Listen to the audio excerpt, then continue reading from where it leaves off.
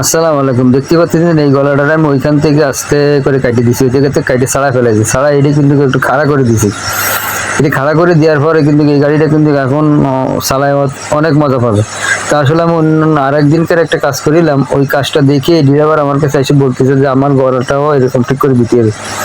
এমন আচ্ছা ঠিক আছে, কোনো সমস্যা নেই, দেওয়া যাবে, আপনি একটু জোরে সময় দেন আমার। বলতে সে সময়ের কোনো সমস্যা নাই, যে কোনো সময় আমি আপনার সময় দিতে পারবো, যত সময় লাগে আপনি আমার কাজটা করে দিন। আমি বললাম যে আচ্ছা ঠিক আছে, আমরা কাজ করে দেবো। পরে দেখতে পাচ্ছেন গলাটা আমি অটোমেটিক কাইটে ছাড়াই ফেলাইছি, ছাড়াই আমি পাতও লাগানো হয়ে গেছে একটা, আরও লাগাবো, আরও লাগাতে আরও অনেক পাত লাগাতে বাকি আছে। সেগুলো তো আর আমি আপনাদের দেখাতে পারিনি, আসলে একা মানুষ ভিডিও করি, এই জন্য ঝামেলা হয়, একা একা ভিডিও করা যায় না। দেখতে পাচ্ছেন জ্বালাই করতেছি, জ্বালাই চলতেছে অটোমেটিক। তারপরও কাইটে কাইটে দিয়ে আমি হয়তো চেষ্টা করবো আগামাতা ফুল যদ্দূর পারি তদ্দূর তুলে দেখানোর জন্যে।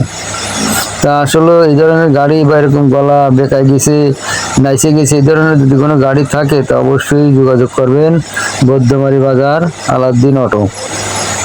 তা আমার কাছে আসবেন, আসলে আমি ইনশাল্লাহ গলা সোজা করে দেবো। সোজা করে দিলে গাড়ি চালায় অনেকটাই মজা পাবেন, আগের তুলনায় অনেক ভালো চলবে গাড়ি। হাইড্রোলিকটাও আপনার খুব ভালো খেলবে।